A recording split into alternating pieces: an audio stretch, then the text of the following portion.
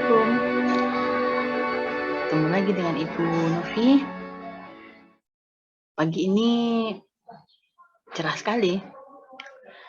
Bicara tentang pagi yang cerah, kita juga sudah harus memiliki perencanaan-perencanaan yang matang untuk melaksanakan hari ini, tentu dengan lebih bersemangat. Namun, kita tidak boleh lepas dari prinsip-prinsip dalam hidup kita. Agar apa? Agar kita tidak berbelok arah dari apa yang menjadi prinsip dalam hidup kita. Terkait dengan prinsip, pembahasan kita hari ini mengkaji tentang prinsip-prinsip kurikulum. Lalu sebenarnya apa sih yang dimaksud dengan prinsip itu sendiri? Seperti yang kita ketahui, prinsip itu adalah sebuah azas, keyakinan atau pendirian yang sifatnya menunjukkan sesuatu yang sangat penting, mendasar sekali untuk dilakukan pada situasi atau kondisi tersebut. Misal nih, kita mau belanja. Prinsip kita belanja dengan harga termurah. Lalu, ketika kita berhadapan dengan tawar-menawar, maka kita akan berteguh dengan prinsip tadi. Kalau enggak sesuai dengan anggaran dasar kita, kita akan pergi dari toko tersebut. Dan kita enggak jadi belanja. Bisa itu menjadi sebuah prinsip. Jadi, kita sesuaikan dengan kondisi yang kita butuhkan. Ada dalam kurikulum itu sendiri, prinsip yang membangun untuk pengembangan kurikulum. Prinsip itu terbagi dua. Ada prinsip umum, ada prinsip khusus. Kita coba mendefinisikan satu persatu dari prinsip itu sendiri. Tujuannya apa kita mempelajari tentang prinsip kurikulum? Simpel saja sih sebenarnya. Tujuannya kita tahu dalam melaksanakan pendidikan ada hal-hal yang sifatnya sangat mendasar yang tidak boleh hilang dalam pelaksanaan kurikulum itu sendiri. Yang pertama, dalam prinsip umum itu adalah prinsip relevansi, prinsip fleksibilitas, prinsip kontinuitas, prinsip praktis atau efisiensi, dan prinsip efektivitas. Kita coba melihat apa sih sebenarnya prinsip relevansi. Prinsip relevansi itu adalah bagaimana kurikulum yang dibuat itu relevan dengan kondisi terkini yang dibutuhkan oleh masyarakat. Kalau saat ini masyarakat sangat membutuhkan tenaga-tenaga terdidik yang menguasai bidang IT, maka pendidikan juga harus mengkaitkan hal itu dengan cara menerapkan pembelajaran dengan bekerja sama dengan IT-nya. Jadi tidak lagi bertatap muka dengan verbal saja. Ini contoh prinsip relevansi. Jadi dalam prinsip relevansi ini terkait dengan kebutuhan masyarakat akan tenaga kerja. Dan pendidikan harus mengarah ke sana. Mulai dengan komponen tujuannya, pengalaman belajar, organisasi, dan evaluasi kurikulum yang harus sesuai dengan perkembangan. Terkait dengan fleksibilitas, fleksibel, ya. Artinya tidak kaku. Meskipun kurikulum itu dibentuk dengan standar yang jelas, prinsip yang mendasar, namun kondisi, objek, dan subjek pendidikan itu sendiri yang memang mengikuti perubahan otomatis menghendaki kurikulum itu harus fleksibel. Ada cara-cara tertentu yang membuat prinsip kurikulum ini menjadi lebih fleksibel. Misal, latar belakang siswa, kondisi keadaan geografis, kompetensi gurunya. Ini yang dimaksud dengan prinsip fleksibilitas. Jadi ketika kurikulum sudah dirancang dari pusat seperti ini, maka disesuaikan oleh pendidik dan institusi atau lembaga pendidikan itu sendiri dengan kondisi alam budaya dan latar belakang peserta didiknya. Jadi nggak boleh maksa. Ini prinsip fleksibilitas. Pertanyaannya, apakah prinsip fleksibilitas ini benar-benar sudah diterapkan dalam lembaga pendidikan Indonesia? Silakan jawab pertanyaan ini sebagai tugas paper Anda. Oke, kita masuk ke prinsip efisiensi. Kurikulum dikembangkan ditujukan untuk keterpakaian di masyarakat dengan kondisi yang kekinian. Kalau bisa kurikulum itu dikerjakan atau diselesaikan dalam waktu 1 bulan atau materi itu, maka kita kejarkan itu dalam 1 bulan. Tidak perlu menunggu sampai panjang waktunya. Bisa disederhanakan. Sebagai contoh sederhana saja, ketika ada tema yang harus diselesaikan oleh siswa dalam belajarnya, menurut rentangan kurikulumnya itu berlangsung selama 4 kali pertemuan. Namun ternyata setelah diperhatikan, didalami oleh guru, ternyata materi ini bisa menjadi lebih sederhana, namun lebih faktual sifatnya, dan lebih autentik. Dengan cara mengkombinkan keseluruhan materi itu dengan 1 kali tatap muka, demonstrasi, dan sisa 2 kali pertemuannya, siswa mempraktekkan langsung atau mencari inovasi-inovasi baru terkait dengan materi itu, sehingga mereka bisa menjabarkan sendiri. Ini yang maksud dengan prinsip efisiensi. Yang tadinya 4 kali pertemuan bisa memperpendek menjadi 2 atau 3 kali pertemuan dengan tidak mengurangi kadar dari materi itu sendiri. Prinsip yang keempat dari prinsip umum itu adalah prinsip kontinuitas. Kurikulum itu hendaknya berkelanjutan. Tujuannya adalah tidak ada pengulangan lagi materi yang sama di jenjang berikutnya. Jadi, semua materi yang sudah pernah dibahas, tidak ada pengulangan di materi sebelumnya ke berikutnya. Tuntaskan materi yang tersebut di kelasnya. Dan ketika dia naik kelas, ketika dia naik ke satuan pendidikan yang berbeda, yang lebih tinggi lagi, dia sudah siap. Sudah tuntas materi ini sehingga dia mengalami proses pengembangan materi yang lebih luas lagi. Ini maksud dengan prinsip kontinuitas. Jadi, nggak ada pengulangan. Sebagai contoh, ketika materi agama misalnya, di sekolah dasar diajarkan tentang sholat. Maka materi di SMP mungkin tidak akan dibahas lagi tentang sholat, tapi langsung membahas tentang bagaimana peranan sholat itu membentuk pribadi orang-orang yang melaksanakannya. Dalam konteks si anak betul-betul sudah menguasai tentang sholat. Rukun sholat, syarat sholat dia sudah memahami, tinggal guru menyimpulkan atau mengarahkan materi pembentukan karakter dari sholat yang dilaksanakan. Ini maksud dengan prinsip kontinuitas. Dan prinsip efektivitas, ini menunjuk bahwa kurikulum itu harus sesuai dengan tujuan. Kejelasan tujuan itu tercermin melalui kontennya, metodenya, sistem evaluasinya, dan model konsep kurikulum apa yang digunakan.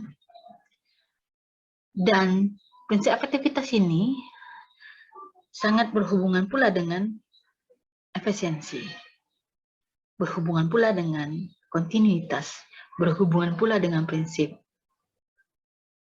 fleksibilitas, dan prinsip relevansi. Artinya di sini, dari prinsip-prinsip di prinsip umum ini, saling berhubungan, nggak bisa terpisah satu sama lain. Kita masuk pada ragam prinsip khusus. Ada 5 ragam prinsip khusus di sini. Kita akan bahas satu-satu. Prinsip yang pertama, itu prinsip penentuan tujuan pendidikan. Prinsip penentuan tujuan ini berdasar dari tentu kebijakan pemerintah. Kemana arah pemerintah mengantarkan pendidikan? Tentu harus dari sana. Kita tidak bisa melenceng dari arahan itu. Kalau terjadi, mungkin akan ada eliminasi atau akan ada evaluasi terhadap pendidikan yang kita lakukan. Yang berikutnya, melihat dari tujuan pendidikan, tentu dibentuk dari persepsi atau kebutuhan masyarakat. Apa yang menjadi kebutuhan bagi mereka? Itu didapat melalui survei atau melalui Green Tour, pandangan umum yang terjadi. Yang berikutnya, bisa saja itu didapat dari persepsi atau sudut pandang para ahli pada bidang tertentu. Misal, pakar IT, pakar literasi, sehingga muncullah orientasi-orientasi pendidikan atau kurikulum itu mengarah ke konsentrasi ke literasi, teknologi informasi komunikasi, dan seterusnya. Lalu, tujuan pendidikan berorientasi pada sumber daya manusia, permasalahan negara lain yang bisa menjadi acuan bagi kita untuk tidak terjadi pada diri kita, maupun prinsip penuntun pendidikan itu berasal dari penelitian-penelitian para peneliti-peneliti dalam dunia pendidikan. Jadi itu bisa jadi rujukan dalam menentukan tujuan pendidikan. Prinsip umum prinsip khusus yang kedua, ini pemilihan konten. Ada 3 hal yang harus diperhatikan dalam memilih konten. Perlu penjabaran tujuan pendidikan dalam perbuatan hasil belajar yang khusus dan sederhana. Terkait dengan afektif, kognitif, dan psikomotor. Dan itu harus terhubung satu sama lain, nggak boleh dipisah. Kalau memang mata pelajaran itu terkait dengan praktikum, tentu akan ada afektifnya, dan akan ada juga kognitifnya. Namun, porsinya akan berbeda. Itu disesuaikan dengan secara sistematis dan secara logis, sesuai dengan konten pendidikan itu sendiri atau materi itu sendiri. Lalu prinsip yang ketiga adalah prinsip proses belajar mengajar. Dalam menentukan prinsip tentang proses belajar mengajar ini, ada beberapa pertanyaan. Kita harus melihat apakah metode yang dipilih ini cocok untuk mengajarkan bahan pelajaran yang dimaksud. Kita mau mengajarkan tentang mengoperasikan komputer, tapi kita mengajar dengan ceramah. Lalu kapan siswanya mau memegang komputer? Sebagai contoh. Lalu pertanyaan kedua, apakah setiap anak mendapatkan layanan yang berbeda dengan teknik yang kita pilih? Karena setiap individu itu unik. Kalau disamakan, tidak akan mendapatkan kesempatan pemahaman materi yang sama. Lalu, apakah kegiatan yang akan kita pilih atau metode yang kita pilih ini memiliki urutan yang berlevel? Dari yang mudah, sedang, sampai yang tinggi, sampai yang kompleksitas. Karena ini akan memacu kreativitas berpikir siswa dalam ruang kelas. Yang keempat, apakah metode yang kita pilih ini nanti bisa mendukung 3 aspek tadi, kognitif, afektif, dan psikomotor. Karenanya, kita harus memahami proses belajar mengajar yang berprinsip benar itu adalah learning by doing. Selain learning by saying and knowing. Artinya, belajar sambil mencobakan itu lebih baik daripada belajar hanya melihat dan mengetahui saja. Kita harus memilih metode yang tentu saja meningkatkan aktivitas belajar siswa secara personal, bukan aktivitas guru secara personal. Ingat, belajar yang benar itu adalah student center. Selanjutnya, prinsip pemilihan media dan alat pengajaran. Nah, terkait dengan prinsip pemilihan media dan pengajaran ini, kita harus mengajukan beberapa hal. Apa sebenarnya yang kita butuhkan untuk mengajar? Media seperti apa? Sudah ada nggak? Kalau nggak ada, kita mau buat atau ada yang ganti baru? Yang kedua, Kalau kita buat, gimana ya cara membuatnya? Apa sih kelayakannya? Siapa yang membuatnya? Berapa waktu butuh pembuatannya? Itu jadi pertimbangan. Yang ketiga, bagaimana cara mengorganisasikan media tersebut? Sehingga mudah diakses dan mudah dimanfaatkan oleh siswa maupun guru itu sendiri. Dan terakhir, bagaimana memanfaatkan media itu dalam pembelajaran di kelas? Dan itu harus diperhatikan. Jadi ketika seorang pendidik hanya concern pada medianya, tapi ternyata media itu tidak digunakan dengan tepat dalam ruang kelas, sehingga justru menimbulkan kebingungan siswa. Sebagai contoh sederhana aja deh. Misal, kita membuat media PowerPoint. Namanya aja sudah PowerPoint. Pasti yang muncul itu adalah poin-poin aja. Lalu PowerPoint ini ditampilkan dalam ruang kelas. Disuruh siswanya membaca, tanpa ada penjelasan dari guru, baca saja, kata gurunya. Kira-kira pesan media atau pesan materi yang disampaikan melalui media PowerPoint itu, kira-kira sama nggak dengan siswa satu sama lain, maupun dengan apa yang diharapkan guru? Pasti tidak. Nah, ini yang menjadi pertimbangan dalam pemilihan media dan alat pengajaran.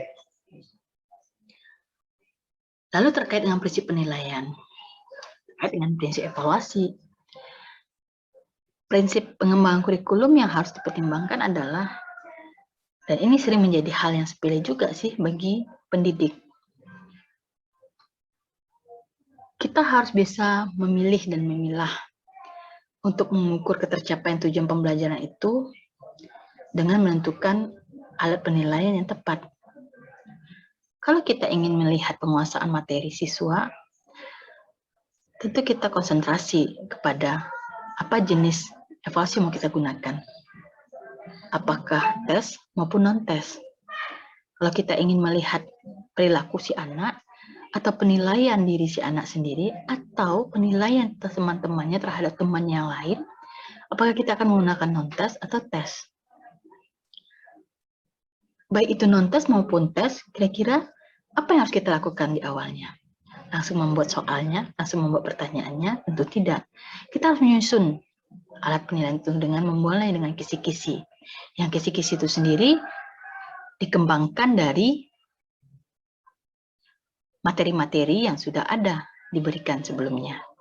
Dari kisi-kisi inilah nanti akan dikembangkan soal-soal.